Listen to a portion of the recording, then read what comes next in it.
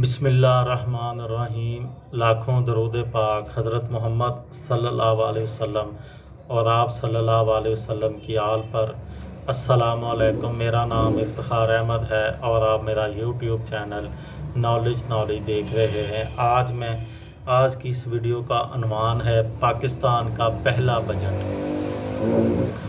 پاکستان کا پہلا بجٹ خسارے کا تھا، جس میں آدھا دفاعی خرچہ تھا۔ 8 فروری 1948 کو وزیر خزانہ ملک غلام محمد نے پاکستان کا پہلا بجٹ پیش کیا، جو قائد اعظم محمد علی جناح کے بطور گورنر جنرل کے عہد کا اکلوتا بجٹ تھا، اور جس میں اس وقت مشرقی پاکستان یا موجودہ بنگلہ دیش بھی شامل تھا۔ پاکستان کے پہلے بجٹ کے اعداد و شمار کچھ اس طرح ہیں۔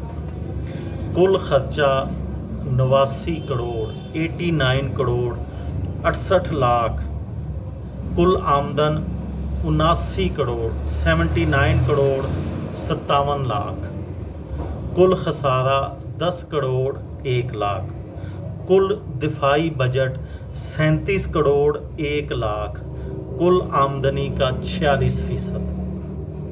آمدن پاکستان کے پہلے تقریباً 90 کروڑ کے سالانہ بجٹ میں 10 کروڑ 11 لاکھ کا خسارہ ظاہر کیا گیا تھا۔ محصولات یا ٹیکسوں کی صورت میں 31 کروڑ 20 لاکھ کا تخمینہ تھا۔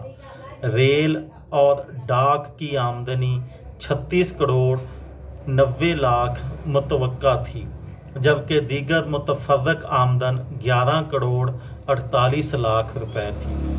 اخراجات کی مد میں بتایا گیا تھا کہ 90 کروڑ 68 لاکھ کے مجوزہ بجٹ میں 37 کروڑ 11 لاکھ کے فوجی اخراجات تھے، یعنی کل بجٹ کا 46%۔ ریل اور ڈاک کے اخراجات 37 کروڑ 15 لاکھ تھے، یعنی اس وقت بھی ریلوے خسارے میں تھی۔ دیگر متفرق اخراجات 15 کروڑ 42 لاکھ تھے۔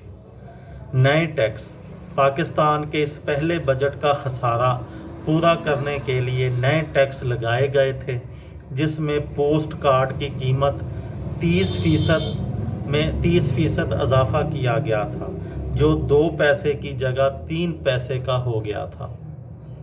دیگر ٹیکسوں میں پیٹرول، مٹی کے تیل، چینی، حقہ، بیڑی، تمباکو، چھالیاں وغیرہ پر ٹیکس بڑھا دیے گئے تھے۔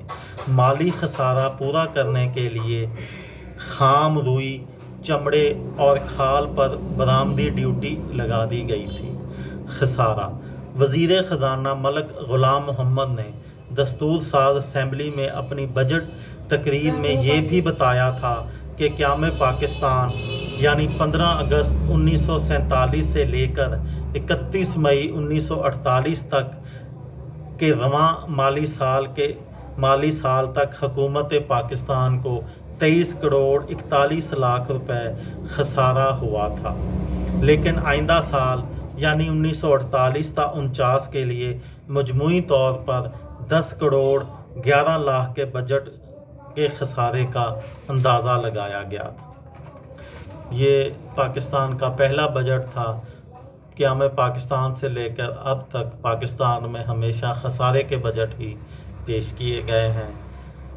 یہ تھی میری آج کی ویڈیو۔ کسی دوست کو، کسی بھائی کو، کسی بہن کو فائدہ ہو تو مجھے دعاؤں میں یاد رکھیے گا۔